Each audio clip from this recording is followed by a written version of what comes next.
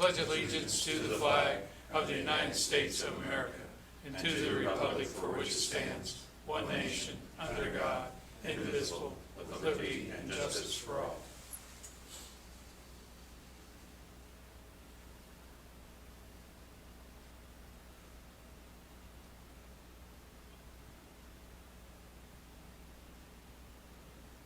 Thank you.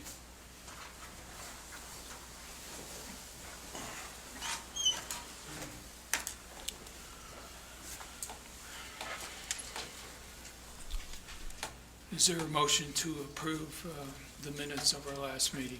That's so moved. I'll second. All those in favor say aye. Aye. Is there a motion to approve appropriations ordinance number 18? I move we approve ordinance number 18. Second. All those in favor say aye. Aye. Declare the public input session open for any items not on the agenda. Seeing none, I'll ask the bench if they have anything. Don't have anything. Okay, I would like to go over a little bit of the Executive Order 2029, and I would also like to go over the McPherson County Department of Health, two reports on the weekend. The first one was on Saturday night at 8:35. And we do have our 23rd case, in that we had 3 people in the hospital. 1 got out, and the new person is a 50-year-old female, unknown exposure at the time, and but was admitted to the hospital, so we still have 3 in the hospital. And pretty much, I think we have 16 that have been in recovery from the coronavirus. On Thursday, the Executive Order 2029, and it's several pages long, so I'm not going to read it. I'm going to move to the description sent out by the McPherson County Health Department, Phase 1, and it starts today. And I know that everybody is getting anxious, but if you look at Phase 1, and we have a piece that will be put on the city website, and if you'll notice, all of the red is Phase 1. That means that's not much changed in Phase 1. And that's why I want to go over this this morning. According to Governor Kelly's Executive Order 2029, we have 10-person gathering ban. And that one is a little bit confusing because it's not simply 10 people. And I want to read from you the definition of mass gatherings of more than 10 people are prohibited. Mass gatherings are defined as instances in which individuals are in one location and are unable to maintain 6-foot distance between individuals, not including individuals who reside together, with only infrequent and incidental moments of closer proximity. What that it means, and on the governor's call Friday afternoon that I was on, if you have a larger facility, you could have a group of less than 10. In another part of that big room or facility, you could have another family unit or another grouping that maintains 6 feet diameter. So you could have more than 10 people. And I'll say this for churches, and I've already had some calls.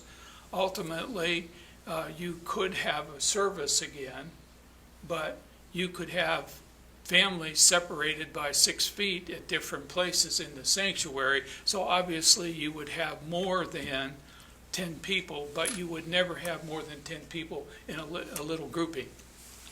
Is that, I hope that makes sense. So if you are a bigger store, I'll take like the furniture store, either one of them, are big buildings, they could have one family looking at something one place, another family looking at something another place, and they could have exceeded 10, but they would have people in there. But the other piece that you have to remember, there's only infrequent or incidental moments of closer proximity. So if you just pass going in and out the door, that would not be grouping together.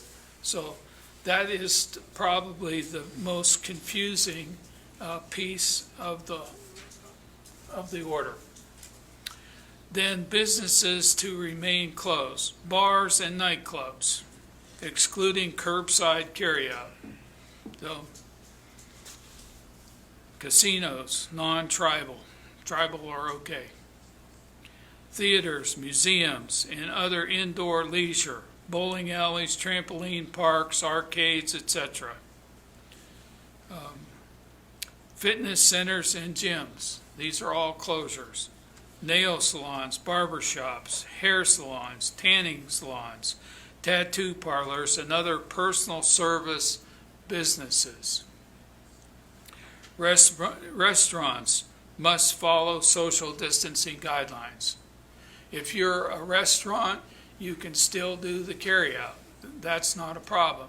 If you're going to let people in, it sort of goes back to the 10 people gathering. If you have tables, they need to be at least 6 feet apart all the way around. So you cannot seat people like you did before the coronavirus. If you have booths, you can not seat people in booths back to back. The only way that you could do that, and this was offered by the governor, is to put plexiglass on the backs of the booths, and then you can seat booths back to back. Did you have something? No, the plexiglass is what I was going to add. Okay. Activities and venues to remain closed. Community centers remain closed. Outdoor, indoor venues with capacity of 2,000 plus. Fairs, festivals, carnivals, parades, commencements, graduations. Swimming pools other than backyard. Organized sports facilities and tournaments and summer camps. Now, the example that the governor used on Friday afternoon, you cannot have baseball practice, even if you think you're going to play later on in the summer. But if you had 2 people playing tennis, they could go ahead and play tennis. That's not an organized sport type thing. And I would think that if you had a private lesson, that if you maintain social distancing, you could have the private lesson, because you're only talking about an instructor and a student, and that's it. So that clarify there. Here is a piece that is different for the county than the governor's orders. Self-serve food, beverages prohibited. That includes salad bars, buffets, and beverage service stations. The governor had said on Friday afternoon that you could go now to gas stations and get a fountain drink. But in McPherson County, they are allowed to be more stringent than the governor, and they're saying that those gas station, beverage stations are not to be opened yet. We've had a lot of questions on garage sales and yard sales. Garage sales, yard sales, that type of activity are prohibited for McPherson County. Public park equipment, seating to remain closed. So we've pretty well been doing that. We still disinfect from time to time playground equipment, because we know people do not always obey, but we do this. So with that, I want to get down to what happens if someone does not want to abide by phase 1 rules that we have. we do not have a desire to round up everybody that disobeys. But if you disobey, we will try to get you to close back up. If we fail, you will probably receive a citation.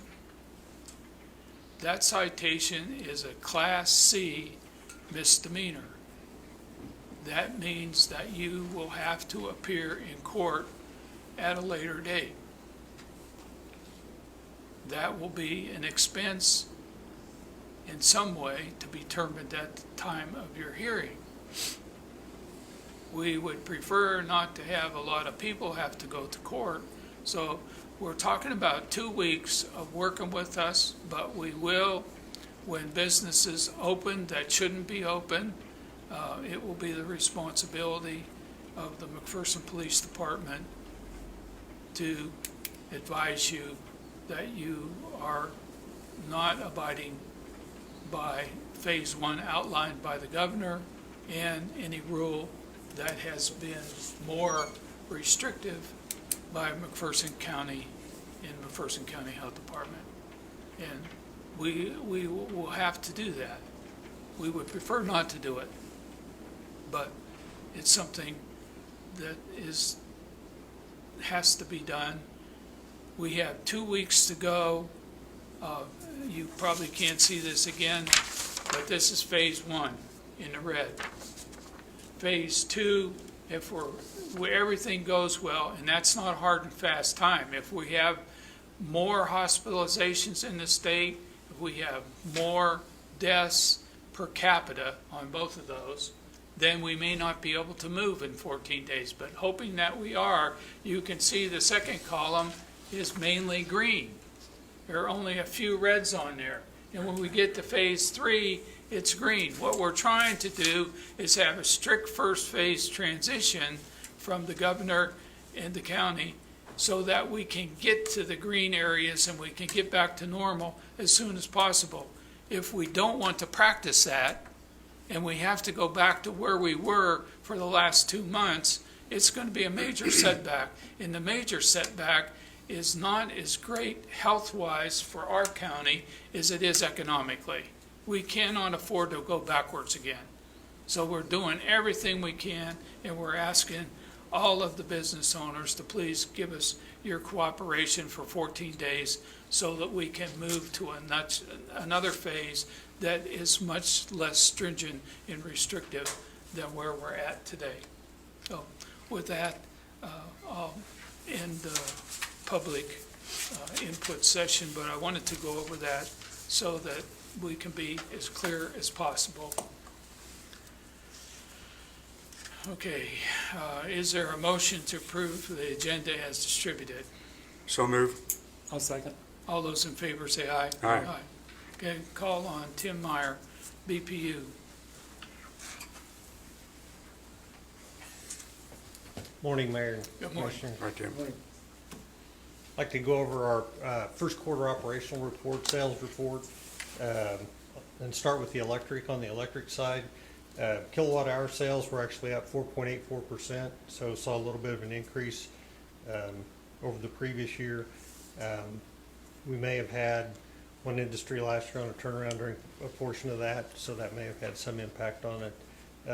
If you look at our cost for purchase power, our total cost for purchase power was 4.35 cents per kilowatt hour, which is down 2.3% over the previous year.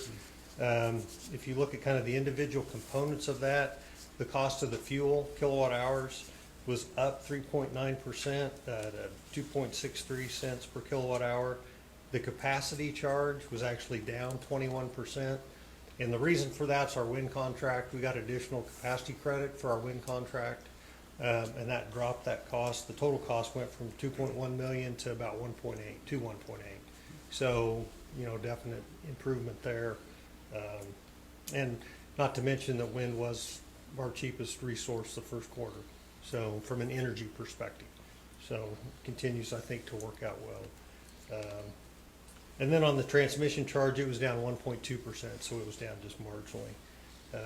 On the generation side for us, we haven't operated hardly at all, down 64%. I think we've had 3 starts on the machines apiece, kind of through the first quarter. So last year we did run a lot more than what we'd anticipated.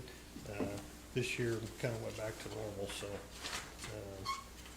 if you look at the individual areas on residential, residential makes up 6% of our sales or did.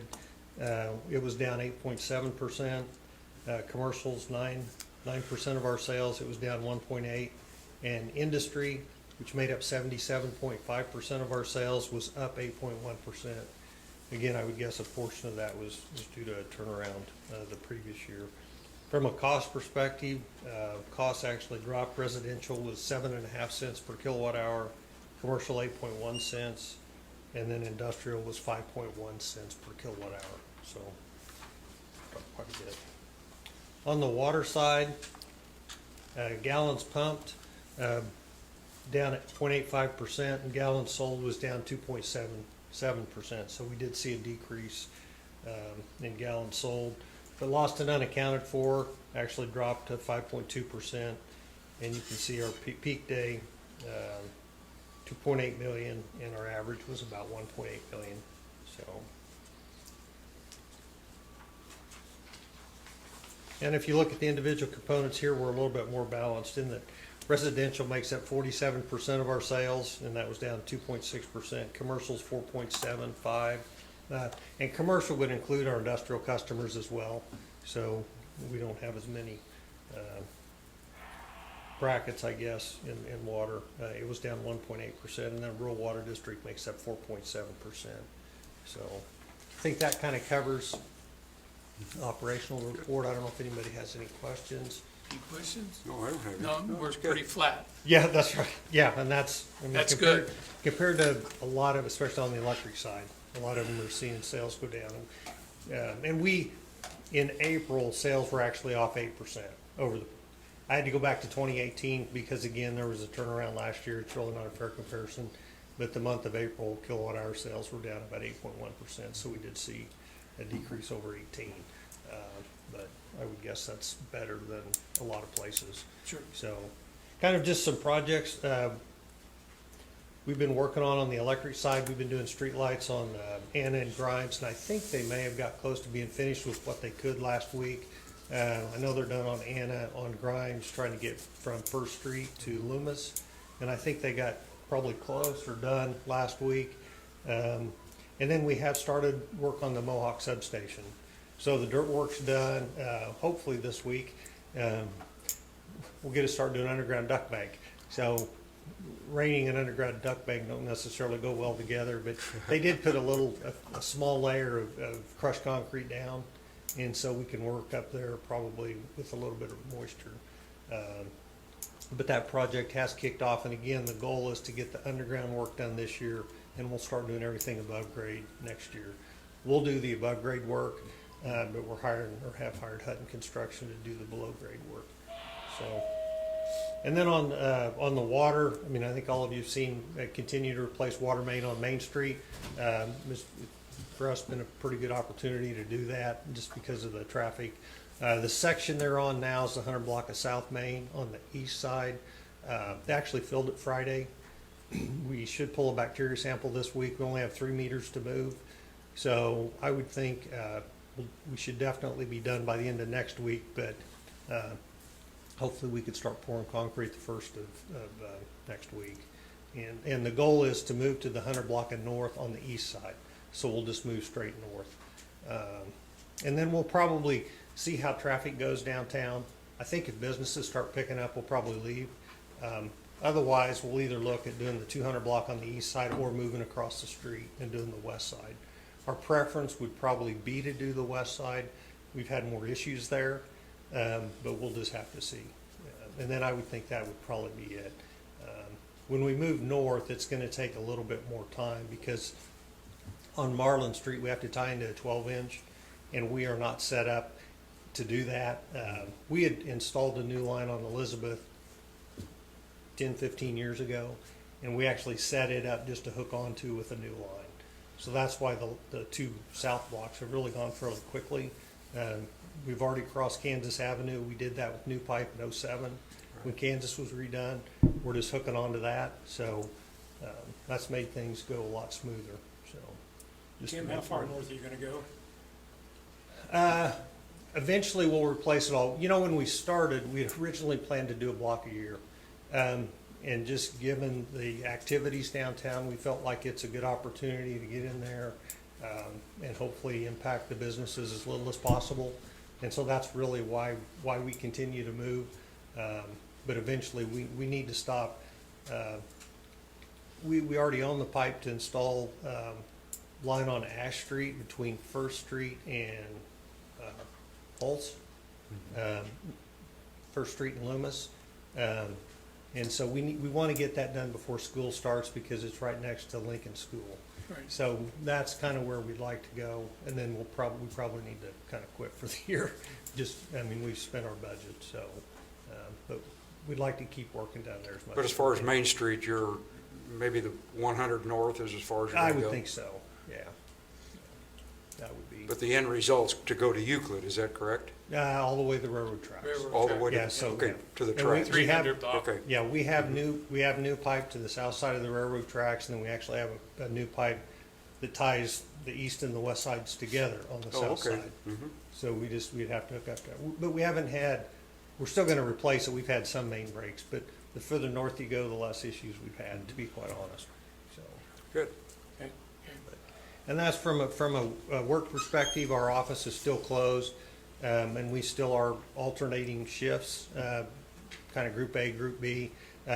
We seem to be with the drive-up window. I mean, we still seem to be able to conduct business. People can sign up for new services, do things like that. And so we're not having too many issues there. I would guess we'll at least continue that for at least 2 more weeks. And we may do it just a little bit longer. We'll just have to see. As long as we can, meet the needs of the customer, we'll do that. Transmission and distribution, those crews are still working 2 weeks on, 2 weeks off. And again, we'll probably evaluate that again in a couple weeks. On the generation side, we'll probably look more to guidance from the industry and possibly FERC. Because we have generation and we have a need to support that, we'll probably follow whatever guidelines they come up with. And so that group may actually work, a split shift longer. We did reduce the plant operations folks. They were working 14/12s, and which is kind of a long haul. So we actually reduced that, but we're still working 7/12s. So now we're gonna go 7/12s, and we're just gonna start that and probably continue that on for a while. But just to kind of give you an update of where we're at, so. Okay. I'd like to ask you one question. It comes up a lot, disconnects. Yes, And I know that we haven't been doing that. We've had very few people call in and ask a question, but I've talked to Colin in the last week, and I know what our member KMU, and I know what they're doing as an association, but maybe just state what we're doing. yeah, so we've discontinued disconnects and late payment charges until the end of the month. So they will start again in June. I would like to, just remind people that they're still gonna have to pay the bill, so if you can, I would encourage you to do that. Most people are. I think we have a few that probably are not, but we will not have, do disconnects through this month, which is one of the reasons our traffic is definitely slower and late fees, so. But we wanna help, there are a lot of people out there that are going through some challenging times, and we wanna make sure and try and help them, so. Yeah, we I think you're understand doing a that. good job. Good job. Thank you. Thank you. Thanks, Tim. Okay, we have 4 proclamations this week, if I could say proclamation type thing, and is somebody going to read any of these besides me? Terrible. Okay, the first one is Municipal Clerks Week, and she's not here to read, so we'll forget about it. No, we'll read it. Whereas the office of municipal clerk, a time-honored and vital part of local government, exists throughout the world, and whereas the office of municipal clerk is the oldest among public servants, and the office of municipal clerk provides the professional link between the citizens, the local governing bodies, and agencies of government, at other levels, and whereas municipal clerks have pledged to be ever mindful of their neutrality and impartiality, rendering equal service to all, and whereas the municipal clerks serve as the information center on functions of local government and community, and whereas municipal clerks continually strive to improve the administration life of the affairs of the office of the municipal clerk through the participation in the education programs, seminars, workshops, and annual meetings of their state, province, county, and international professional organizations, whereas it is most appropriate that we recognize the accomplishments of the office of municipal clerk. Now therefore, I, Thomas A. Brown, Mayor of the City of McPherson, Kansas, do recognize the week of May 3rd through May 9th, 2020, as Municipal Clerks Week, and further extend appreciation to our municipal clerk, Tamara K. Seeley, City Clerk, and Lisa J. Faust, Assistant City Clerk, and to all municipal clerks for the vital service they perform in their exemplary dedication to the communities they represent. Is there a motion to approve this proclamation? I move we approve the proclamation. I'll second. All those in favor say aye. Aye. Okay, we have a proclamation for public service in honor of millions of public employees at the federal, state, county, and city levels. And I will say before I read this that, of all the loans that have gone out in the PPP program and everything else, both phases of that, they issued more loans in a 10-day to 14-day period than they did in 14 years previously. So thanks to all those workers at the federal level for cranking those out, which will help our local businesses. And Kansas ended up either 9th or 10th, depending on the number of loans or the amount of money, which is pretty good for ranking of 50 states, and we're 9th and 10th. Whereas Americans are served every single day by public servants at the federal, state, county, and city levels, these unsung heroes do the work that keeps the nation working. Whereas public employees take not only jobs but oaths, whereas many public servants, including military personnel, police officers, firefighters, border patrol officers, embassy employees, healthcare professionals, and others risk their lives each day in service to the people of the United States and around the world, whereas public servants include teachers, doctors, and scientists, train conductors and astronauts, nurses and safety inspectors, laborers, computer technicians, and social workers, and countless other occupations, day in and day out. They provide the diverse services demanded by the American people of their government with efficiency and integrity.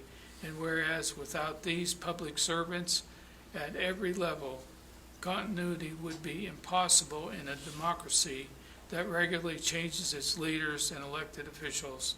Now therefore, I, Thomas A. Brown, Mayor of the City of McPherson, Kansas, do hereby announce and proclaim to all citizens and set seal hereto that May 3 through 9, 2020 is Public Service Recognition Week. All citizens are encouraged to recognize the accomplishments and contributions of government employees at all levels, federal, state, county, and city. Is there a motion to approve the proclamation? I'd make the motion to approve the Public Service Recognition Week proclamation proclaiming May 3rd through the 9th, 2020 as Public Service Recognition Week. I second that motion. All those in favor say aye. Aye. Now this one, I'm going to proclaim it, but you're encouraged not to travel. Okay, National Travel and Tourism 2020. Whereas travel has a critical role in Kansas and the nation's economic prosperity, whereas a robust travel industry has provided significant economic benefits for the nation, generating more than $2.6 trillion in economic output last year and $1.1 trillion spent directly by travelers in the United States. Whereas travel has been the foundation of a healthy workforce, serving as one of the largest private sector employers in the United States, supporting 15.8 million jobs in 2019, including 9 million directly in the travel industry and 6.8 million in other industries, whereas spending by travelers has aided state and local governments alike, generating $180 billion in tax revenue last year to support essential services and programs, whereas the city of McPherson brought in $536,454 in transit guest tax in 2019, which funds the McPherson Convention and Visitors Bureau. Whereas meetings, events, and incentive travel have always been a core business function that helps companies strengthen business performance, educate employees and customers, and reward business accomplishments. Whereas leisure travel, which accounts for more than 3/4 of all trips taken in the United States, spurs countless benefits to travelers' health and welfare, creativity, cultural awareness, education, happiness, productivity, and relationships, whereas businesses and workers in the travel industry were some of the first and hardest hit by the economic crisis resulting from coronavirus, whereas travel and tourism dependent businesses, 83% of which are small businesses, depend on our community support through and after this crisis, whereas the city, the leaders of our state's travel and tourism industry truly encapsulate the spirit of our community and our nation, whereas even while McPherson cannot welcome visitors in person, the spirit of travel and hospitality remains the enduring ethos of travel industry in Kansas, whereas the spirit of travel will be necessary and prominent component of our return to everyday life and must be supported and protected at all costs. Therefore, I, Thomas A. Brown, do hereby proclaim May 3 through 9, 2020 as National Travel and Tourism Week in McPherson, Kansas, and urge the citizens of McPherson to join in recognizing the critical role of this industry, not only in McPherson, but in the state of Kansas. Is there a motion to approve the proclamation? I move that we approve the National Travel and Tourism Week proclamation proclaiming May 3 through the 9th, 2020 as National Travel and Tourism Week. Second. All those in favor say aye. Aye. Okay, the last one, National Day of Prayer Proclamation to the people of McPherson, Kansas. Greetings. Throughout our history, whether in times of great joy and thanksgiving or in times of great challenge and uncertainty, Americans have turned to prayer. In prayer, we have expressed gratitude, humility, sought guidance and forgiveness, and received inspiration and assistance both in good times and in bad. On this day, let us give thanks for the main blessings God has bestowed upon our nation. Let us rejoice for the blessing of freedom, both to believe and to live our beliefs, and for many other freedoms and opportunities that bring us together as a nation. Let us ask for wisdom, compassion, and discernment of justice as we address the great challenges of our time. Whereas the National Day of Prayer is a tradition first proclaimed by Continental Congress in 1775, and whereas this year will mark the 68th consecutive observance of the National Day of Prayer, observed the first Thursday of May since President Harry Truman officially established an annual National Day of Prayer in 1952, and whereas each community of faith deserves the recognition, respect, and protection of all others, and whereas it is fitting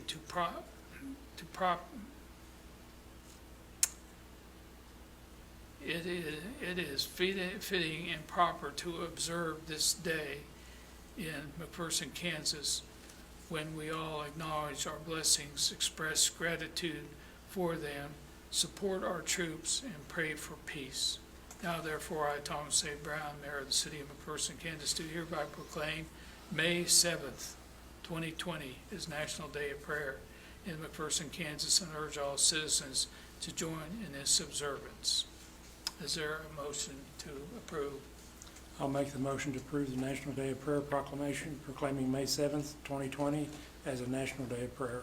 I second that motion. All those in favor say aye. Aye. And I would just like to say that there's plenty to pray about these days. We need to pray for the people that are still recovering in our community from the coronavirus. Pray for everybody else in the community that they don't get it and that we're able to work our way through this next 2 weeks and begin to return to life as we knew it before this pandemic started. With that, I want to move, if my computer will, to Ryan Rink in the building inspection report. Morning. Morning, Ryan. I have your monthly building inspection report for the month of April 2020. Residential units, which are new construction, are even for the year as compared to 2019 at this time. Residential additions and remodels are down 17%. Residential others, which is your general maintenance, water heaters, roofing permits, are down 39%. Commercial new are up 60%. Commercial remodels and additions are down 45%. And the total of all permits are down 22%. We started the year well down on the cost of construction. Just no huge projects as far as valuation goes at this point. We have issued 129 permits this year as compared to 201 this time in 2019. 124 inspections have been conducted so far this year as compared to 158 last year at this time. Just some project updates. The Best Western Plus, we're at the finish line on that one. Still a couple little minor things with the fire marshal, but as soon as we can get all that ironed out, we're coming close on that one. Johns Manville stopped construction. They were having a hard time finding subcontractors and people to do the work, so they had to shut down for the time being. I anticipate they'll probably start back up here pretty quick. And probably fall. What's that? Probably fall. Oh, is that what Yeah. you were saying, fall? Okay. Piping Technologies, their building is all but done. I mean, it's really just finishing stuff on the inside, some electrical stuff, so that should be wrapping up pretty soon. Mid-Kansas Machine does have all their footings and foundation work done, so we should start seeing some framing going up pretty soon if we haven't already. So that's moving along. And then the well section of that remodel is all but done. There's some cleaning, some painting, some little finishing things here and there to be done. The accounting firm side, they've got all the sheetrock up. They've got all the I mean, it's really just finishings at this point. So they're wrapping up that whole project here pretty quickly. So that's all I have, unless there's any questions. Thank you, Ryan. Thanks, Thank you. Ryan. Okay, call on Chief Weisman, Fire Department. Morning, everyone. Morning. Couple items for you this morning. The first one, the fire department currently had a lieutenant position open and available. 5 members were tested and successfully passed the written exam. All 5 candidates moved on to face a panel who evaluated them on their skills in the following areas: fire suppression, hazardous materials, personnel matter, and instruction or teaching. All candidates scored very well. Ryan Zerbick scored the highest out of all candidates. So Ryan Zerbick has a proven work history and has excelled during his career with McPherson Fire. And we request a motion to promote Ryan Zerbick to Fire Lieutenant effective May 4th, today, 2020.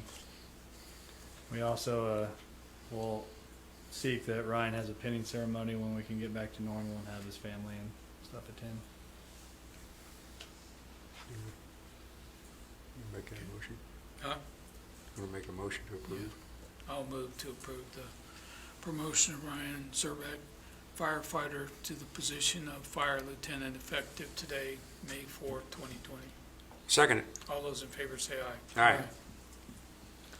The next item, we have several calls for service and incident requiring the use of air purifying respirators and powered air purifying respirators. It's left our numbers of filters and equipment depleted.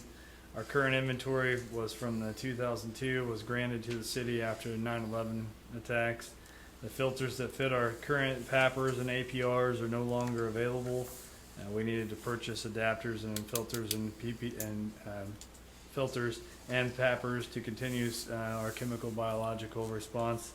For hazmat operations, we request a motion to approve the purchase of 2 Scott powered air purifying respirator units, adapters, and P100 filters from Ed M. Feld Equipment Company for an amount not to exceed $2,385.50.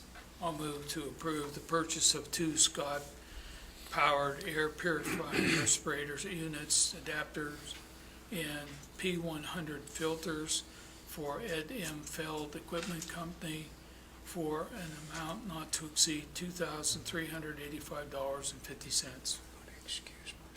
I second it. Is part of this potentially reimbursable? Yep, that's up to 75% is what our Okay. understanding is. All right. All those in favor say aye. Aye. Next item, the fire department utilized the park department trailer for an emergency response with the UTV on a recent call for service. The park department trailer did not handle the weight of the UTV. Fire prevention has multiple prevention tools that require a trailer as well to move them to each facility or event. The total cost of the trailer is $3,400 through Mac Trailer Sales. We got multiple bids, and that was the lowest, which has the lowest quote. We asked to split the cost of the trailer between the city of McPherson and the Fire Prevention and Education Association, it's the 501c3, for an amount of $1,700 each. And we request a motion to approve the purchase of the 18-foot trailer from Mac Trailer Sales for an amount not to exceed $1,700.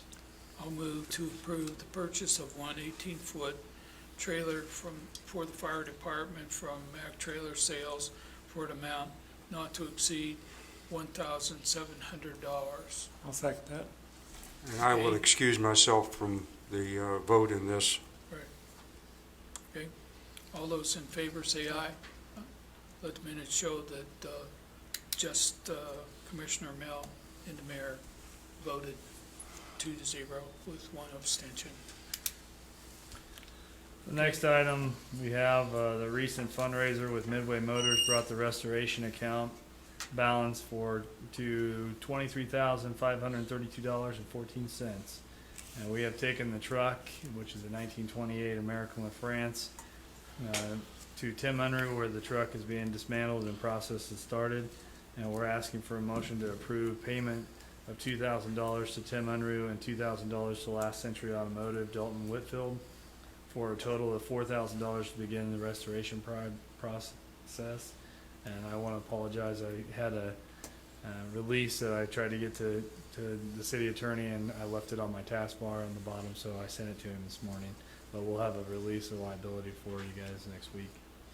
Okay, and I do want to say that of all the money that's going into this project, none of it is ad valorem or property tax. It's all That's correct. private donation. So I'd like to move to approve payment to Tim Unruh and Last Century Automotive for an amount not to exceed $2,000 each to start the restoration process of McPherson's 1928 American LaFrance fire truck. I'll second that. All those in favor say aye. Aye. That's all I have unless you have questions. Thank you. Okay.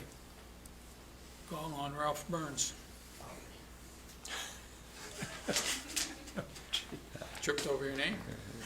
If I could bring a smile to everybody's face. There you go, you got to ask. I have 2 items today. The first item is request permission to pay the annual handicap fees for member golfers at Turkey Creek Golf Course for 2020. We have 61 golfers, and that's the most we've ever had. I'd make the motion to approve payment to Central Links Golf of Lenexa, Kansas for annual GHIN handicap sanction fees for 61 member golfers for an amount not to exceed $1,364. I second. All those in favor say aye. Aye. The next one is for approved temporary and seasonal positions at Turkey Creek Golf Course and the Park Department. We are ready to fill the public lands and facilities seasonal and temporary positions, and staff would like to recommend the following. Park employees will start on the May 18th. Whitney Nightingale, Bailey Unruh, Keisha Unruh, Colin Duckworth. These are all returning employees. And at Turkey Creek Golf Course, Heidi Myers and Peyton Wingert. All meet qualifications and skill set for seasonal and temporary positions. Request permission to make a conditional offer to the above names for seasonal and temporary workers in the park and at Turkey Creek Golf Course. I'd make the motion to approve making a conditional job offer to Heidi Myers, seasonal Turkey Creek Golf Course Clubhouse employee, pending successful background check and additional testing effective May 4th, 2020. I second it. All those in favor say aye. Aye. Also make the motion to approve making conditional job offers to Whitney Nightingale, Bailey and Keisha Unruh, and Colin Duckworth as seasonal temporary park department employees, and Peyton Wingert, seasonal Turkey Creek Golf Course employee, pending successful background checks and additional testing effective May 18th, 2020. I second that motion. All those in favor say aye. Aye. Thank you. Okay. Call on Jeff Woodward. Good morning, everyone. Good morning. The first item I have for your consideration is out of the street department. It's curb and gutter and patching, pavement patching for the 2020 mill and overlay projects. We've measured various areas of curb and gutter and street patch that are needed prior to the 2020 mill and overlay project. They're attached there as for your review, and we have put an estimate together for $21,864.38 for materials only. I move that we approve curb and gutter and street repair at various locations in preparation for the 2020 mill and overlay project for a cost not to exceed $21,864.38. Second. All those in favor say aye. Aye. The next item, again out of the street department, is for a used vehicle. Unit 73, which is a 2002 Chevrolet 1500 or 3500 with 101,808 miles. Scheduled to be replaced this year. In our capital improvement program, we schedule replacement pickups after 15 years of service. We've pushed this purchase off for 3 years. However, at this time, the vehicle has major mechanical issues. There's a smell of antifreeze burning through the exhaust, which probably means a head gasket is leaking. The rear main is leaking. The doors are not closing properly due to worn hinges and pins, which is causing excessive wear on the latches. The doors on the utility bed are sticking, making them hard to open, and the front end needs to be rebuilt. BPU has traded in a 2009 F450 crew cab with utility box, which is available at Midway Motors.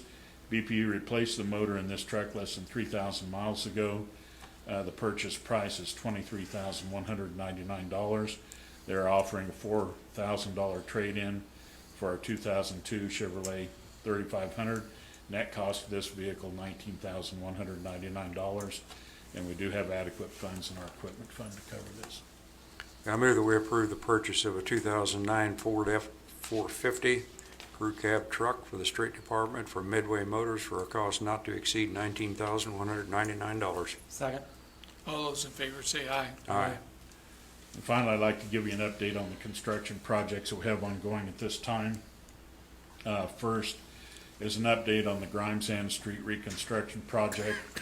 Asphalt removals are complete between Loomis and Grimes. Work continues, between Loomis and Hulse on Grimes. Work continues on excavation and sidewalk construction at various locations in the same block. I'd like to remind everyone that Grimes Street is completely closed from Loomis to Hulse. Hulse Street is still closed to through traffic from Grimes to North High Drive. Next is an update on the Hardup Elizabeth Street reconstruction project. Hardup Street, Elizabeth to Hancock, the street and drives were all placed last week. This section should be opened up late this week.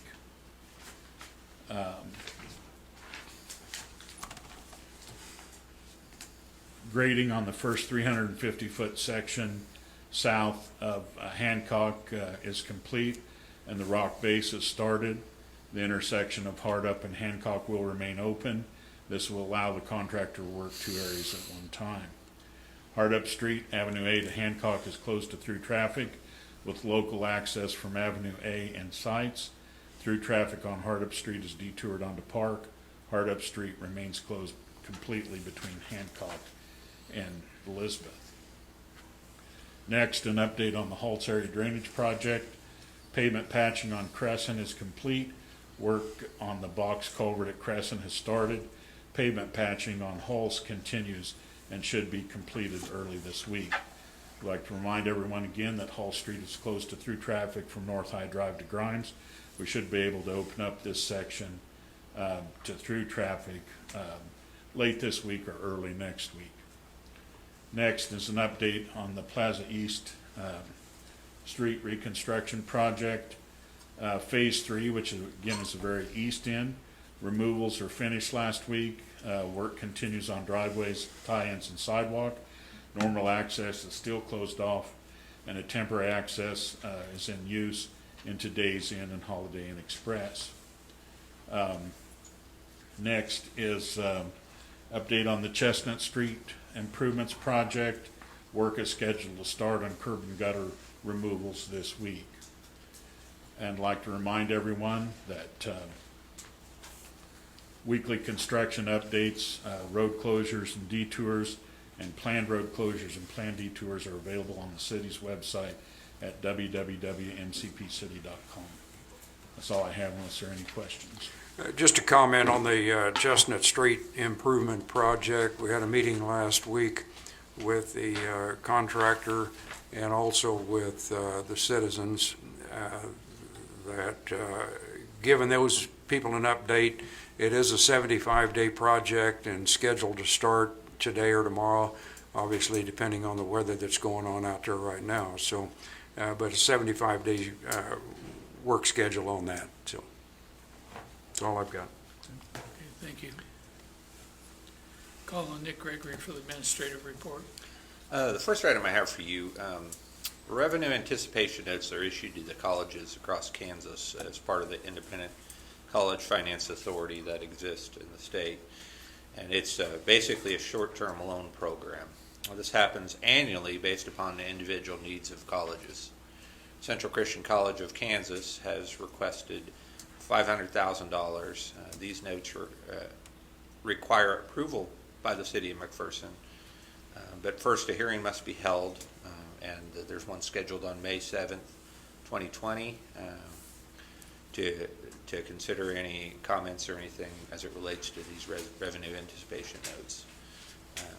Though the city of McPherson does approve these notes, the city accepts no liability as part of this note issuance. They're very similar to what we might do as far as our industrial revenue bonds. So we don't accept any of the liability that's associated with these, but we do have to approve it following that. There is a letter attached from I think Gilmore and Bell, and that letter basically lays out. They ask that the mayor sign that after that hearing happens on May 7th. Talks about the same things that I just mentioned. I'd make the motion to authorize Mayor Thomas A. Brown to sign the certificate of approval for the issuance of revenue anticipation notes in an amount not to exceed $500,000 to Central Christian College. I second it. All those in favor say aye. Aye. May 8th, 2020 is All Schools Day. It is one of the city's observed holidays. So with All Schools Day 2020 canceled due to COVID-19 restrictions, a decision should be considered on how the designated holiday will be observed. The City Commission should take any appropriate action they feel necessary. Possible action includes, but not limited to, the following. We observe the date of May 8th, 2020, as it was originally designated last year. Designate the hours of the hours for May 8th, 2020 as a floating holiday to be used during the remainder of 2020. Designate another day during 2020 as an observed holiday. originally dated May 8th, 2020, cancel the May 8th designated holiday allocated altogether, or other recommendations that the City Commission may have but are not otherwise listed. Attila the Hun was for canceling the holiday. Feedback from commissioners. Well, I would be in favor of number one, observe the date of May 8, 2020, as it was originally designated last year. Any? I could go along with that. I don't like that option, and here's the reason why. We have just started phase one. We know we have a lot of work this week, and I hate to take Friday off on the first Friday of that. But if you have two votes, you can vote it in by making a motion and a second, and I'll ask for a vote. I move that we observe the date of May 8, 2020, as it was originally designated last year. I'll second that. All those in favor say aye. Aye. Opposed, me. Attila the Hun has cast his vote. Okay, move on. City of McPherson will be holding a virtual call for contractors informational meeting on Thursday, May 7th, 2020 at 12 p.m. noon via Zoom meeting from the McPherson Municipal Center. And it's with regards to the CDBG housing rehabilitation program received by the City of McPherson for the target area that we've discussed in the past. The city is in the process of identifying and qualifying all potential contractors that are interested in bidding and working on this project. There'll be approximately 14 residential units being rehabilitated. Construction will need to be completed on all units prior to mid-January 2022. All contracting firms submitting bids must meet certain qualifications. Contractor eligibility and requirements can be found attached at 2020 CDBG contractor guidelines on the city's website. And we've also actually sent a letter out to all of our contractors to make them aware of this upcoming meeting. We will have some limited space if individuals can't use Zoom to have this. If anybody wants to attend, they will need some internet access to attend that meeting virtually. If this is an option, like I said, you can do that. But there will be some visual presentation that's made at that time as well. So there's a Zoom link listed below, and we want to encourage any local contractors to bid on this. We've never had a regular McPherson local contractor bid on any of our CDBG, and we'd love to see that this year, as there's a lot of projects in South Central Kansas, and we probably will be competing for a number of the contractors that work regularly on these projects. But we'll talk a little bit about some of the requirements and whatnot at this meeting. So that's just more of an informational item to make you aware that we're looking to find contractors. Also, the same day, we're planning on having, which would be May 7th, 2020, at 7 p.m., we're planning on having a virtual informational meeting for anybody in the target area that would like to learn a little bit more about the CDBG program and what's all involved. It will also have limited seating. We're going to evaluate that seating, and we may have to look at a location that's a little bit more spread out if I end up having quite a few more people that we end up going. So it'll either be here or a little bit bigger venue that I can spread people out. So we're getting those people's phone numbers, and as they make requests to attend the meeting, we'll analyze that and come up with something. City officials and grant administrators will be present at that time to explain the program, answer any questions, and also we've also sent letters to all the property owners in that target area to let them know about this. You can actually start the application process. You can either pick the forms up here. We have a doorbell here as our doors are still closed. You can pick those up, but more importantly, you can go online on the city's website under 2020 CDBG, And you can download all of the forms that you need to go ahead and make that application. And there are a number of pieces we'll discuss that you need to go along with that application. It is somewhat of a lengthy process, but it's not undoable, it's not unbearable. Hopefully we'll walk you through it, and anybody that's interested, we'll continue to work with them. There is also a Zoom link attached to, you go to Board Docs for the City of McPherson, you go off the main website to find that. You can see the Zoom link for anybody that's interested in attending that virtually. So those are 2 public meetings coming up later this week. There are a number of pay memos for your consideration, and a lot of them have already been read today. Ryan Zubrak, going from firefighter to fire lieutenant, going from $16.01 per hour to $17.11 per hour, effective today. Heidi Myers, Turkey Creek Golf Course seasonal, starting at $9.50 per hour, effective today. Whitney Nightingale, Park Department, seasonal Park Department, going from $8 to $9.50, beginning the 18th of this month. Bailey Unruh, Park Department, seasonal Park Department, going from $8.50 to $9.50, starting the 18th of this month. Keisha Unruh, Park Department, seasonal Park Department, going from $8 to $9.50, effective the 18th of this month. Colin Duckworth, Park Department, temporary Park Department, going from $10 to $10.50 per hour, effective the 18th of this month. Peyton Winger, Turkey Creek Golf Course, seasonal, going from $9 to $9.50 per hour, effective the 18th of this month. And finally, Logan Miller, cemetery seasonal, going from $9.50 to $10 per hour, effective the 18th of this month. Make the motion to approve the wages. Our second. All those in favor say aye. Aye. There are 6 bonds for your consideration today. The first 3 are Fawn and Stock out of Wichita, $5,000 mechanical, $5,000 electrical, and a $5,000 plumbing bond. Kraft Electric out of Hutchinson, a $5,000 electrical bond. And then Hometown Plumbing and Heating, both a $5,000 plumbing bond and a $5,000 gas fitter bond. Yeah, I move we accept the bonds. Second. All those in favor say aye. Aye.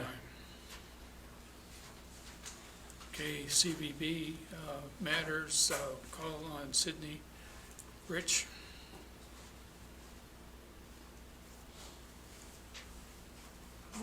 Morning. Morning.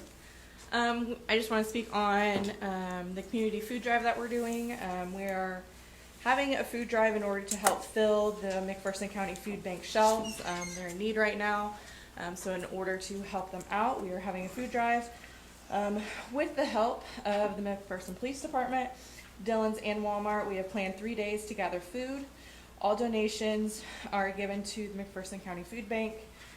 In order to gather food, we will have the city trolley stationed at Dillon's and Walmart on these 3 days. So as people go in and shop, they can just drop it off at the trolley.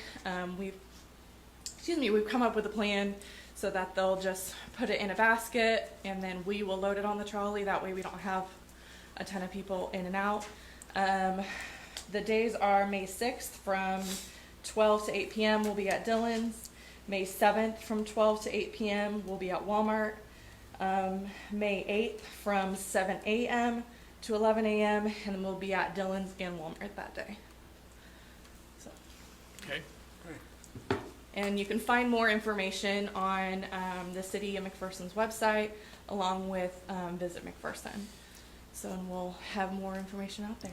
Is Yeah, the information there that basically outlines what they can and can't bring? Yes. I mean, as far as yep. So food items? it's still the basics, like your canned meat, your canned vegetables. Right. We are discouraging perishables because we don't have a way to keep them cold or anything like that. And in order to help with that, we are accepting monetary donations. That way the food bank can purchase those perishable items that they need: meat, eggs, milk, the basics. We are discouraging people from just cleaning out their pantries and giving us expired food because you can't give folks expired food. It's just not nice and no one wants to eat it. So we're There is some guidance out there on Yes, things it's that all they on would like as Facebook well, and, yep, things that they have the most need for. yep, Yeah, Good. and they'll be on the hub site too. yep. Okay, Okay. sounds good. Thank you.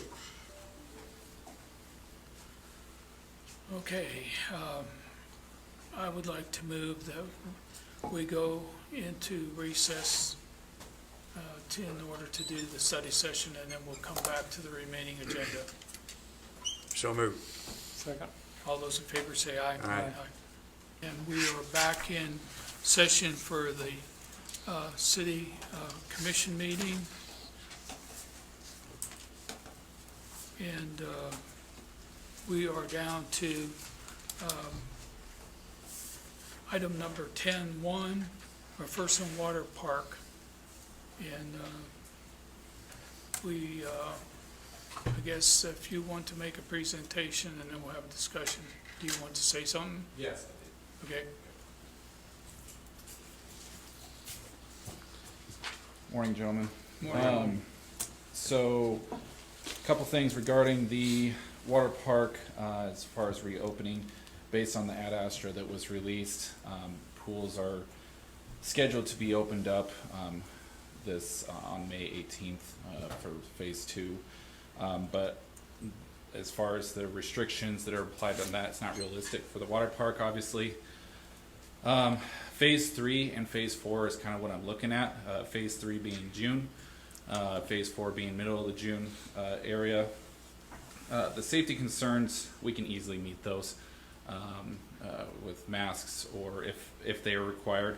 The restrictions also, as stated earlier, I think, Mayor, you read it, where it was, even though it says, for instance, right now is 10, it's not, that does not associate with families, so it's more of 10 people group type deals if they're families and stuff like that.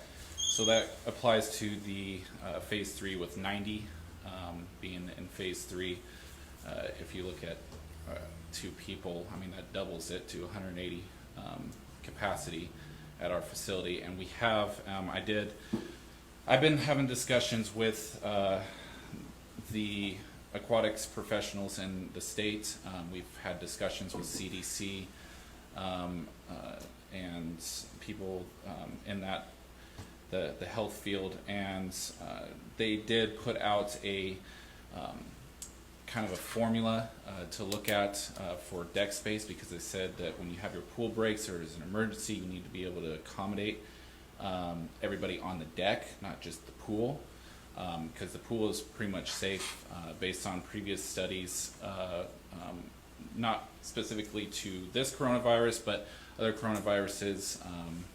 The CDC said that 2 parts per million can kill it in about 45 seconds, and I typically keep my pools about 3. So the pool is not really the main concern, it's the deck space and the other areas outside the pool.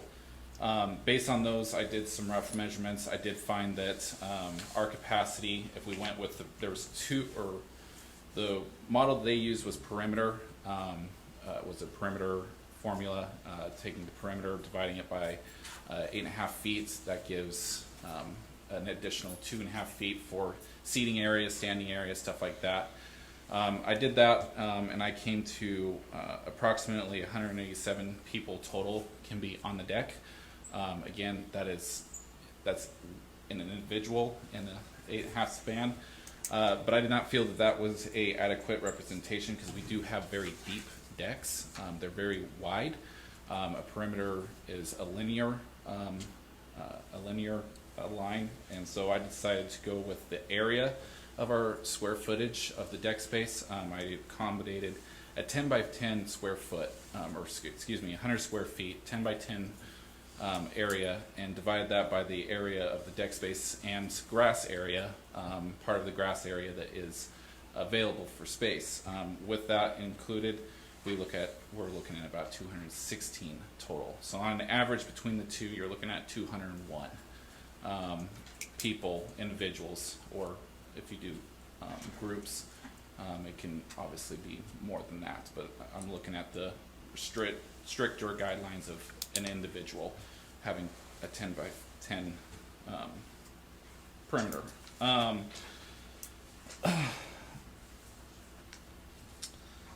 So that's in regards to the safety aspects, staffing and logistical things. Like I said, I would like to see a middle of June opening date, even if the phase 3 gets pushed another 2 weeks. That still puts us at the June 15th or June 16th date. June 16th is what I'm looking at the final phase, and it will give us another 2 weeks buffer if it does get pushed.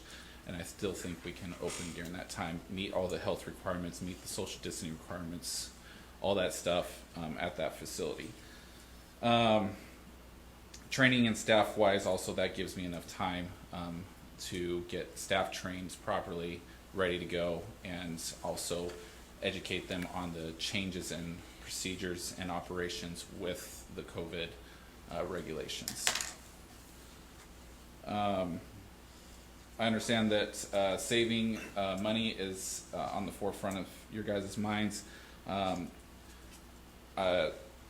Speaking to that, we do bring the people that come to this facility. It's not like the facility itself is making money, but the businesses benefit from our facility. We have people that come from out of town to our facility. They go eat at all the local restaurants and stuff like that.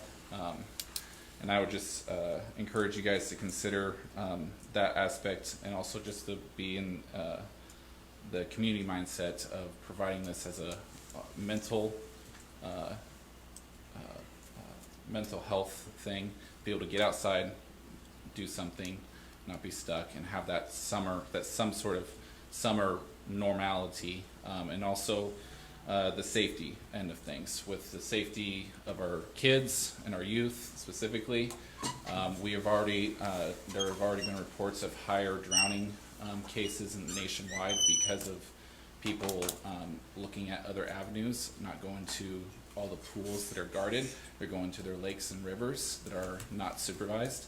And so they are having more drowning cases nationally, based on the conversations I've had with Redwoods Institute, which is a national insurance company that does statistics across the board for aquatics, and then also just in the professional world and the park side as well. So that is a concern for me. I don't want to see anything like that happen in McPherson County, whereas we can provide swim lessons still, and that safety aspect, and provide a safe place for those kids to go without the parents having to worry. And that's it. That's all I got. Okay, thank you for all your research and work on this. You spoke accurately, and that there are two pieces to this decision. Number one is the safety issue, and if we could open by June 15th or whatever the middle date is, in that only leaves us 7 or 8 weeks to be open. And so that is not a great deal of time. The other issue which that leads into is the economic issue. And from that standpoint, I would not want to see us order all the supplies and fill the pool until we have a better feeling of whether this is a fluid plan or the 14 days of phase 1 seems to be good. Phase 2 days are good, and you left 2 weeks buffer there. But I would say that till we get to May 25th, and we have an idea of how big a hit that we are going to take financially in the city, I'm not for filling the pool, and I'm not for spending all the expense till we know the second factor, the economic factor too, which if we can get supplies in and we can be up and running in 2 weeks, would be to your June 15th. But I don't see us preparing the pool to be ready whenever it's open right now, because even if we can issue that, and we know that those people are going to be hard to, if you need to keep them to a 10 by 10 area, they don't normally do that at the pool in their normal conduct. We can work on that, and it's going to be a lot of extra security from the guards to be sure we do what we have to do if that's the case. But also, if we are having to come up with anywhere from 15 to 25% reduction in the budget, would be an area that we would help tremendously, because it takes a lot to start this up, and we don't even make money. We're always going for break even at best on this thing. If in fact we didn't open the pool, we could have different, either in neighborhood or central location, the fire department splash pad to have activities for release to do some of the psychological and recreational things that you have mentioned. So the other one that is impacted by this is Aqua Pups. If we do not open, they cannot have a long course training session, but we've done real well with the high school swim team on short course training. And so we would have to have a greater use of the Y pool, maybe. And the Y pool, if their whole facility gets to open up all the way, well, we will have an indoor swimming pool. So I don't see that right now, for me, it doesn't look promising to only open for 7 weeks. And I don't want to schedule that opening till I know what the economic numbers that come out around May 25th from the state in terms of our sales tax, and we would have an idea on the ad valorem tax and how big a reduction that's going to be. I don't think we can plan to open the pool without that information. And Janetta, you have anything on the economic aspect?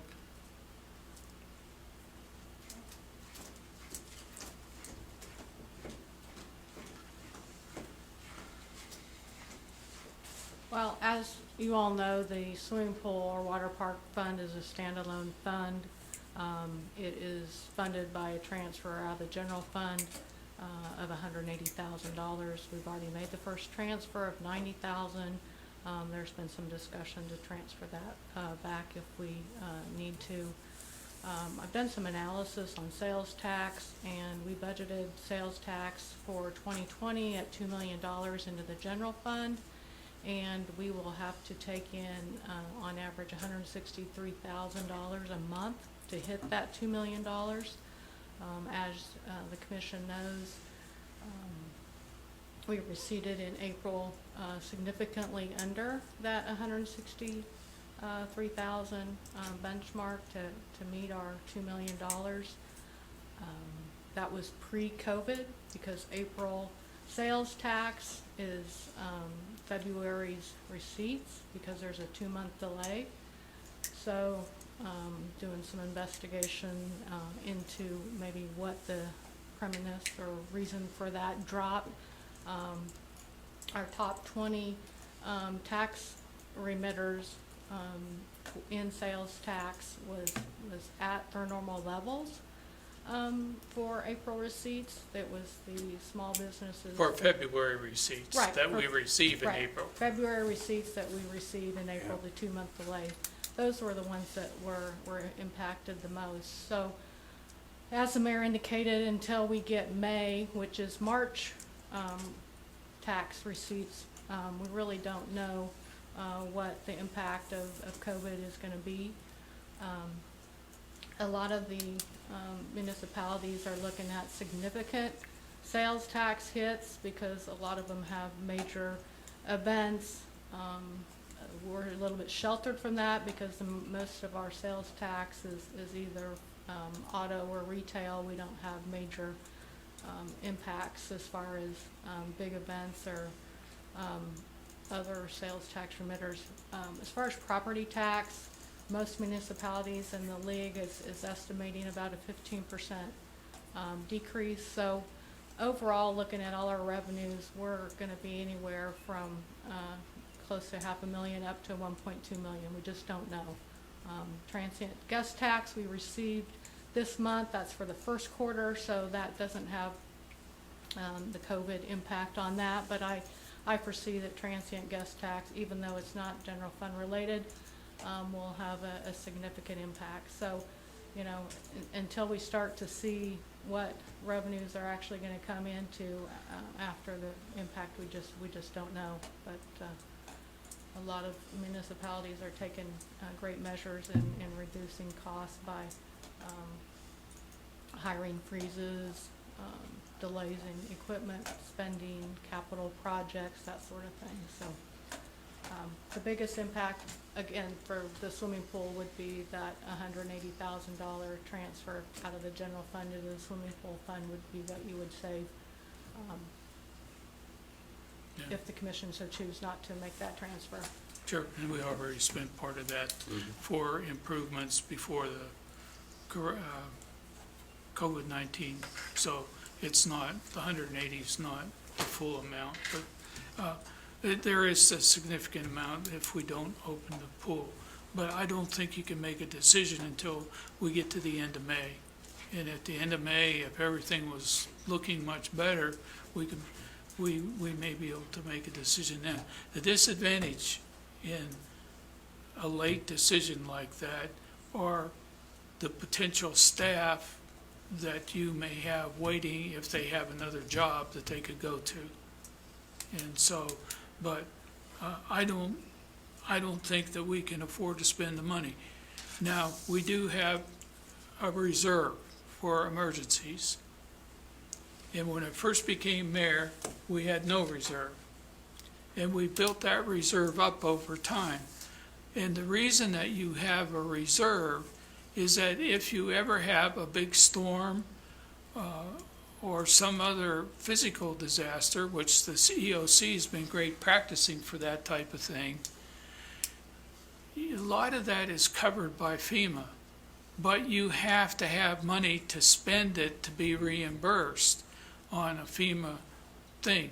And if we have a tornado or anything, it will be easy to go through $2 million in no time at all. So what I'm saying is I am and have been, as I've tried to encourage the city always every year to build that up, that is not just to throw out easily, because you don't know when the next storm is coming. And so ultimately it had been my hope that we would be able to cover in reserves at least $4 million, and we're not there, and we're having trouble getting, we actually brought it down so that the property tax wouldn't go up from 3.4 to 3.2 in the last year or so. So there is a possibility there, but I really want to be very careful on what we're spending in the reserve, just like in other states right now, right in the middle of the COVID virus. The southeast part of the United States has had almost record tornadoes in some areas. And those are big losses that we have to be able to step in with a reserve and pay.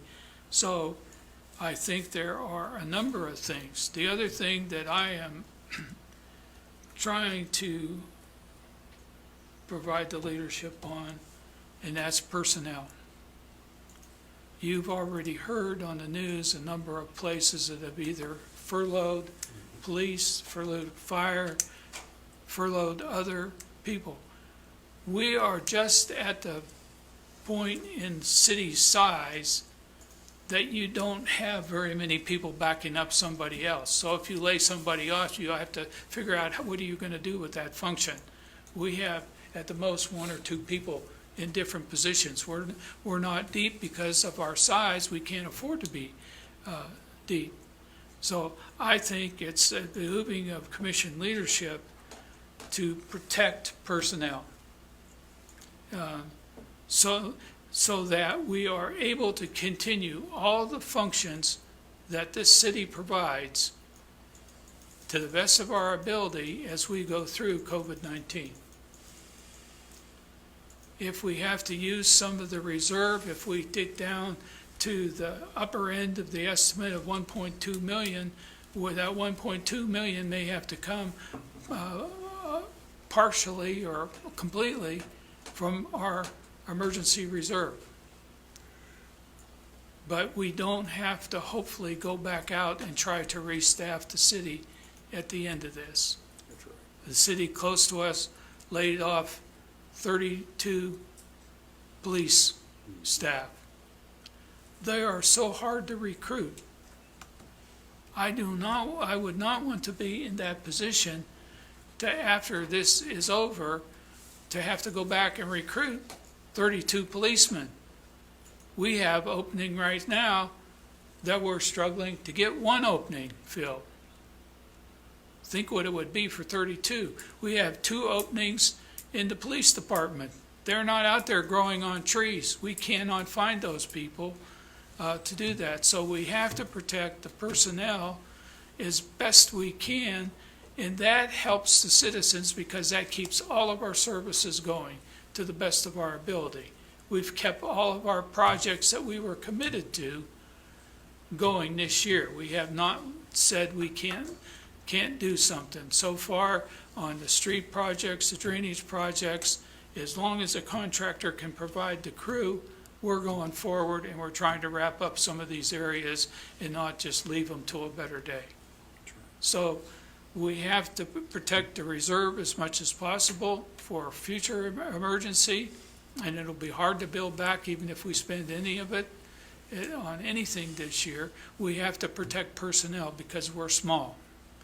And we compete with industry all the time. And we are not going to be able to provide wage and benefit as some of our industry in the community have. And we're always grateful to them as being good corporate citizens to step in and help us, just like they have been members of the EOC and done a lot of good things, and they will come through with the food bank probably as great as we can expect here. So it is extremely difficult. We will have to come up with other activities that will provide releases if we don't open, but I don't see right now how we could make the orders necessary and plan an opening. So I'm just talking, I'm not making a motion or anything, I'm just saying, for all of these other things, that's where I'm come from. This whole area is under Commissioner Mel, and so I'll let him make some comments now. Okay, thanks, Tom. I appreciate your comments, and Kyle, I appreciate yours too, that you came up and presented. I'll present to you this morning just some of the things that concern me. Right now, of course, we can't be open. May 18th, the governor's proclaimed that we can be open, but there are a lot of stipulations there that you probably didn't hear or she didn't tell you about, but they're out there. That need to be followed. Kyle hit on it this morning on the number of people that can be in the water park. She said there can't be more than 30 as a group unit, I think both of you referred to that. There could be more people than that, but just not group units. So let's say there's even Kyle gave a number of about 200 people you could put in there at one time. How in the world are you going to maintain a 6-foot social distancing between 200 people and enforce that? There's no way. You couldn't get 10 kids to do it for 5 minutes, let alone 200 of them. So that's not going to happen. There's not going to be that 6-foot social distancing. That concerns me. I don't worry about the kids when they're in the water, because you got all that chlorine and all that stuff in there working, and that's not so bad. But it's when they get out and begin to touch things.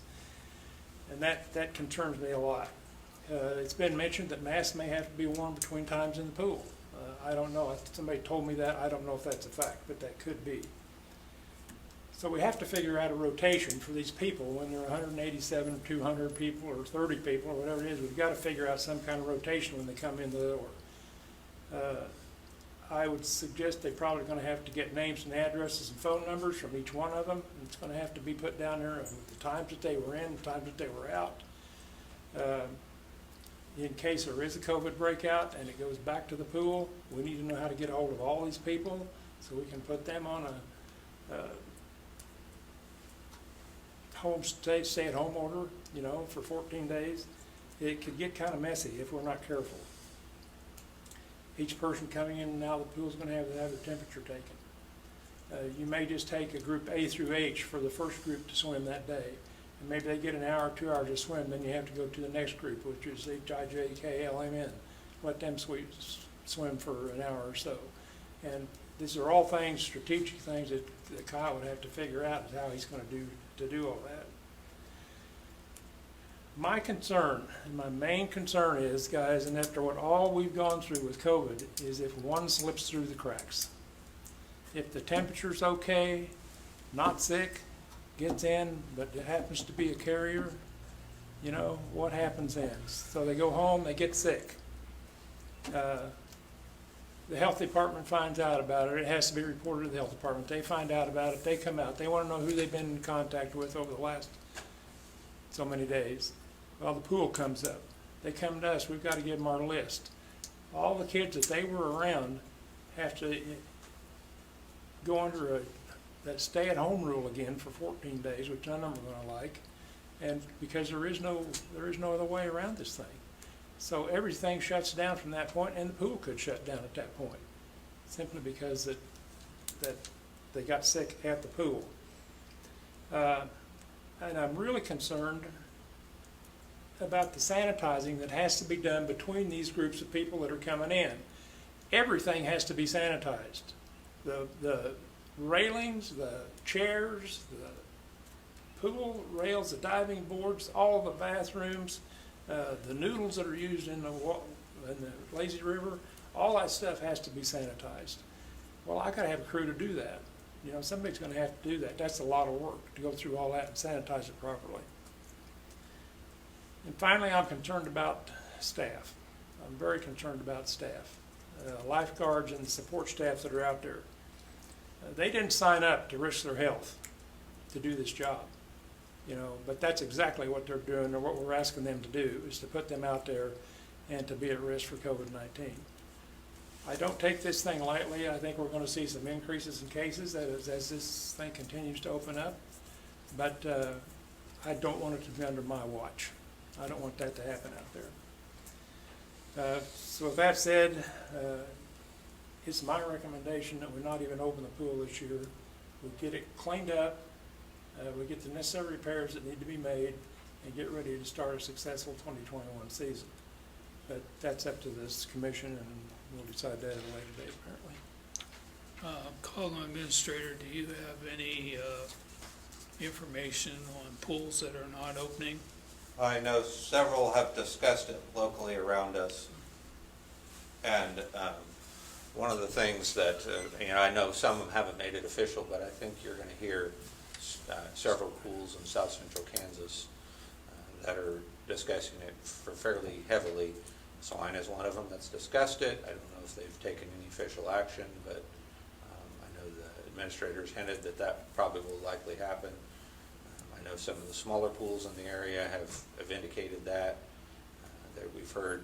I would imagine you're going to hear from a lot of cities this week with the stay-at-home orders that are going to end up ruling on some of this stuff. That creates some concern, and that creates some of the same concerns we had with the golf course when Wichita closed and some of the other pools. I know Wichita's talked about limiting to one of their local pools. I think there's a lot of water parks in that area. If you start closing other pools, then do you also create a spread from other communities of people that are going out to enjoy water parks and so on? That's definitely a concern. I think everybody's been kind of holding on and haven't made some definitive answers, but I think you're going to hear a lot of those here in this upcoming week that have made decisions to close, and that's a concern, that if you're bringing people from outside the area, we don't know those. As we start to control our cases, that's great, but and I think if you ask the city attorney, you can't pick and choose. You can't say we're just going to limit you to the folks in the community. You cannot have a residency requirement this way. So from that perspective, In a typical year, we'd love to have everybody from outside the area, but in this case, I think it creates potential concerns from the virus spread, so. Commissioner Weems? Well, I don't really have, I guess I'm concerned with the health part of it as well. But the other concern I have is if we're going to only have 200 people in there, financially, what does that do to us? Does that, I mean, That's full capacity. that is full capacity? We have average 350 a day over a 6-hour period, so 200 at once is full capacity. That's full capacity, but you're saying you have 300 and some. What are you going to do with 100 and some that are at the That's door over wanting to the come course in? That's over the course of 6 hours. I can have 200 people on the deck at one time, and that's not including people groups. So technically, it could be Okay. higher. All right. So as far as from an operating standpoint, it doesn't change. So now you have to have manpower to do that. Correct. Okay. Okay. And we're gonna have extra manpower disinfecting, Correct. which will have to be hired. Okay, Support staff can handle that. all right. I'll ask either of the commissioners if they have any motion that they would like to make with regard to opening the swimming pool. Did you want to wait till later, or what, are you ready for a motion? I mean, I'm asking for, if you have a motion, we'll entertain a motion. We can talk about it. Okay. well, I'll make the motion that we close the city pool for the 2020 season. Okay, is there a second? I'll second it. For the sake of being able to discussion and have a vote. Okay. What are the ramifications of not opening? Besides the activity, the stress release, those types of things.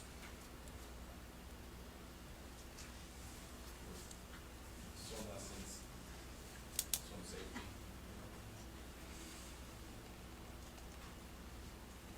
Guarding facility. I guess I'd ask if there's, what would happen if we would wait till the 25th to make that decision? I say the 25th, I think that's what, Yeah, I said the Wouldn't have the 25th 30. because that's the normal day that we receive our sales tax report, right in there, give or take, more take a day, but somewhere in that time frame, the 25th is on a Monday, so I would guess that we won't have that till later that day or in that week, so be June 1st before we would know what that is. Yep. I'm going to stand over here because I'm going to speak as a parent of a swimmer on the state swim team. I know they are currently circulating a petition that they were going to bring to the commission, not realizing that this was going to be discussed today. I also sit up here for the last 13 years. I know each one of you individually, and I know you have the best interests of the community at heart, and the decisions that you have are incredibly difficult to make during this time. So there is no question in my heart on that. The question that I had a hard time answering to the high school swim team, which by the way took second in state with a very difficult pool to swim in on the short course, and that they were getting together to swim for the season coming up because they want to see if they can't get just one better for the coming season, is I would ask you to use the same energy, ingenuity, and persistence to see if the swimming pool can be open that the golf course received, because the kids see somewhat of an inequity in the situation, and I've explained the facts to them and the ability of keeping kids together versus adults, but they also can see that the adults know how to make the phone calls and get the considerations to open that recreational facility when there's not kids that can come here or make the same kind of phone calls. So I'm speaking as a parent, not as the city attorney. But I think it might be wise to use the interim to see if there is a way, even in a limited capacity, to be able to support the swim team. So, Yeah, I'll address your reference to Guangxi, which Chinese translation is influence. And there was no influence to open the golf course. The golf course is placed on a different status by the state. They did not come down and say golf courses have to be closed. That is the difference that we did.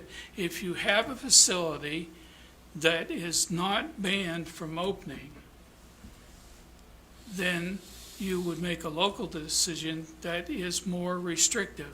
We closed our golf course, as was indicated by the administrator, when it looked like we were going to have big outside groups to come to McPherson, and we don't have any idea where they've been or who they've been in contact with. So we closed.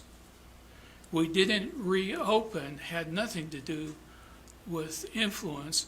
We didn't reopen until there were a sufficient number of regional courses that were open, so we knew we weren't going to get that much outside play. To date, we have not been able to schedule any of the real money makers of the tournament. But because of what we have to do, we have to maintain that asset, which means we have to mow the grass, we have to do all those kinds of things. If we let it not be maintained, it will cost us more money to get it back up than to maintain it. So I just want to address, there was not influence to open it.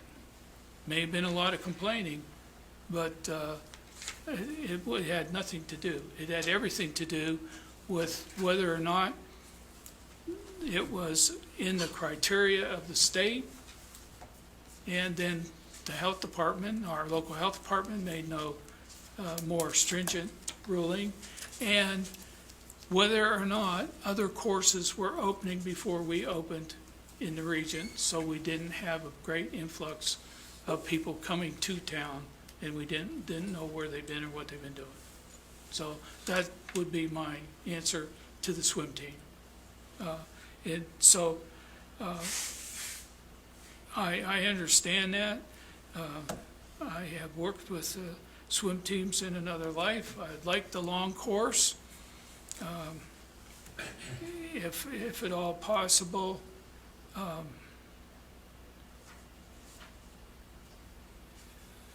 so I don't know that a petition will make a whole lot of difference. I'm not big on Guangxi, even when I was in China. I gave my Communist Party secretary a bad grade, and I let up this university president to bail him out, not me, type thing. So we try to do what is right. But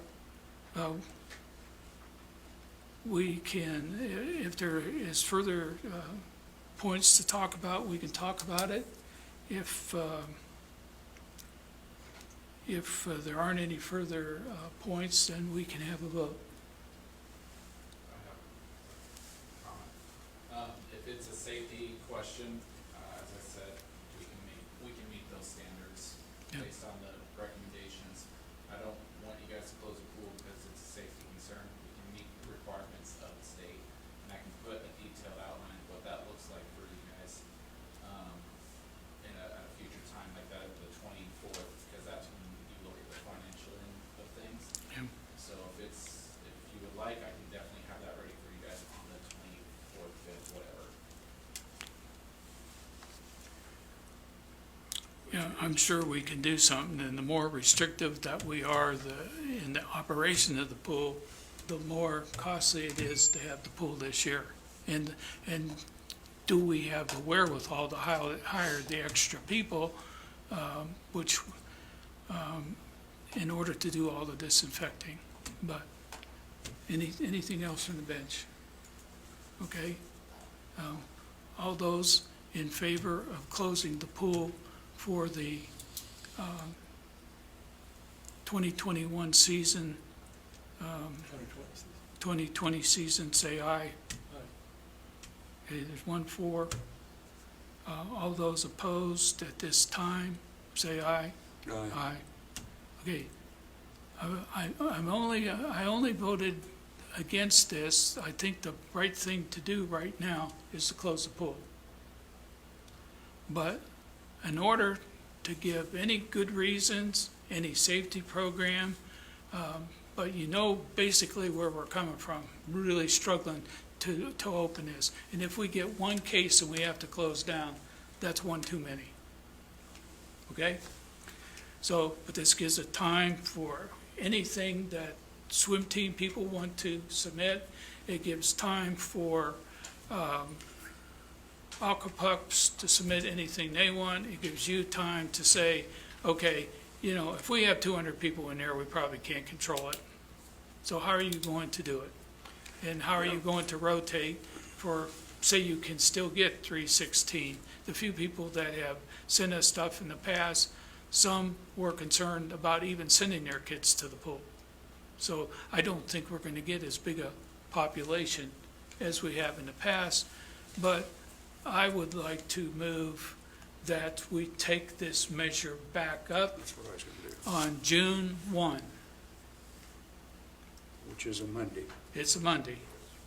And that will enable us to hopefully have a better inkling from the county on how the sales tax collection has been progressing for May 11th deadline. And by the way, there is no way, according to the governor on Friday afternoon, that that date could be extended. Now, if the county, Kansas County Association really pushed to have an extension, which they have not done, then she would be willing to have a group, probably including the Attorney General, take a look at how do you do that, since there is no leeway within the Constitution and subsequent statutes to change the deadline. So that's one of the reasons why you've not heard anything on that deadline.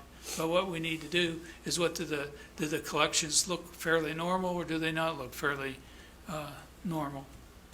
I think about between 36 and 40% of the residences are on a mortgage, and their mortgage is probably collecting and sending it in. So it may not be as bad as the 15%, but then again, it may be, because there's going to be a lot of retail that won't be able to pay their ad valorem tax because they've been closed. So we can see sales tax and whatever, but I would like to move that we have a full and definitive discussion on June 1 City Commission meeting. Second. Any discussion? All those in favor say aye. Aye. We'll give you an opportunity, but one case would be too many. So I'd say with that discussion, you better prepare a plan that they can review, and you need to have all aspects of it covered. Yeah, and remember, it's not just the safety plan, and if we wait till June 1 and we're going to order stuff, we've got a 2-week lag. We will not be open before June 15th. And it may be June 15th is obviously a Monday, but hopefully the week of June 15th we would be able to be open if we would decide to go that way. Right now, we're not leaning that way. Okay. All right, the next thing is city building operations and meeting delivery options. I would just like to say that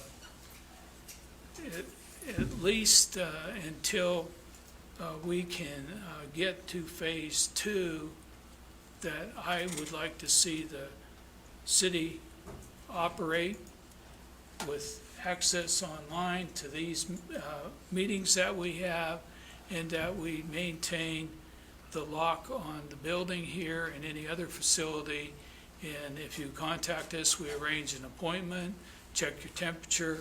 We do all the things we've been doing right now until we see that this thing has turned for us from the governor's standpoint, the health department standpoint, and we feel more comfortable with doing this. I'd like to make a motion that we approve status quo for the building access and public meeting, at least until phase one of the Governor Kelly's Ad Astra plan to reopen Kansas completely. I'll second that. Okay. So right now, it's till the end of phase one, so if something happens that she adds a few days, then we'll add a few days to what we do here. I'm just clarifying. Okay. Okay? All those in favor say aye. Aye. Aye. Okay? We stay the way we are. We've had an inquiry, and I think the health department kind of cleared up some of the things that I think they want us to continue to have playground equipment and seating held off, but we did have a request come in about the dog park, and I just want you guys to be able to address that. And does the dog park fit under that? The reason we closed the dog park to begin with is because we have fences that people have to touch and clean and open to get into, so that was a question we did receive over the weekend. I would say from my standpoint right now, it's a hybrid playground area, and it will stay closed until we get some definitive answer. I agree. And we can, or the organization that we partner with can query the governor's exemption office to see if there is a waiver of a dog park, or give her some advice. Otherwise, we're closed until we get better confirmation. Is that okay with everybody? I agree. Yeah. Why don't we take the initiative to make the call to the governor's line on exemption? That way we can get a definitive answer, and if it can't be open, then we'll have to put in place how we're going to disinfect. I agree. Okay. Battelle decontamination system access, and this is the N95 masks, and we need to have an agreement on this. So need a motion to allow us to sign the agreement so we can disinfect these masks up to 20 times. I'd make the motion to authorize Mayor Brown to sign the agreement between the City of McPherson and Battelle Memorial Institute to decontaminate N95 masks during the period identified in the agreement. A second. All those in favor say aye. Aye. Okay, does anybody have anything else? We've already had the study sessions. Jeff? How about the split shift at the wastewater treatment facility? Well, I guess just a comment on it. I think it's working real well. Is that correct or not? I think so. I think we should leave it in place until we, just like it is on the city building. So till it begins. Yeah, I think Exactly. our motion, everything that we've been doing stays in yeah, place, I if think that's the everything- question. Yeah, When I made the motion a little while ago, I think that should include that, or would include that. Is that? right, yeah, that's what I Okay. thought. So phase one's the same for us as it's been Yeah, the last several weeks. Okay? Wayne, did you have something you want to bring up with Brian? Oh, yeah.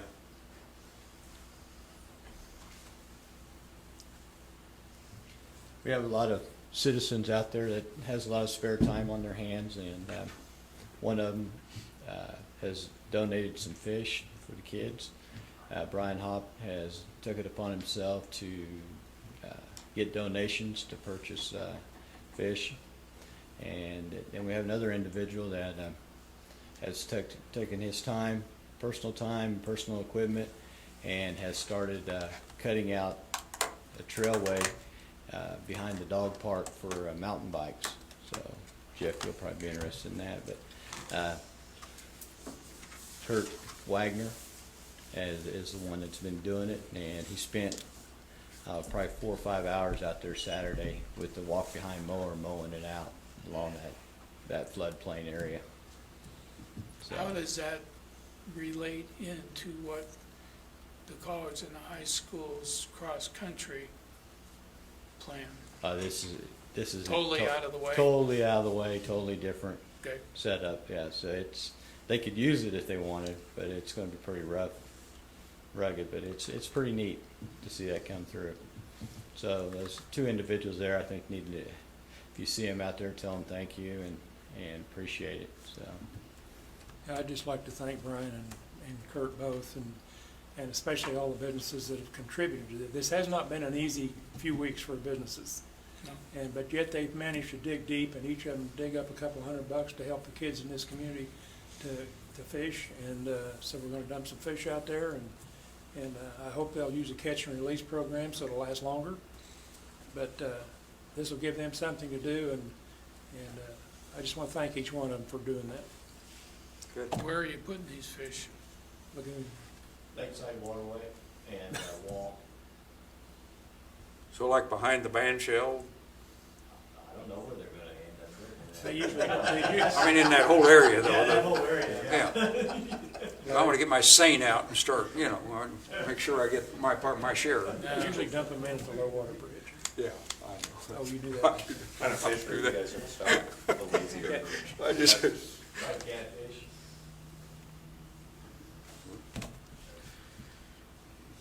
Just remember, if you're gonna put catfish in, that you tell all the kids they can't use rooster chicken livers. They gotta have their mother go and talk to the butcher about they need hen livers. That's from a friend, a great deal when we had our office at Sunbird. We sent kids, when they came to their mothers, looking for hen livers. That's a joke. Anyway, anybody have anything else worthwhile? We're getting to not so worthwhile items. Okay, I'll move to adjourn the city commission meeting for May 4th, 2020. second. All those in favor say aye. Aye.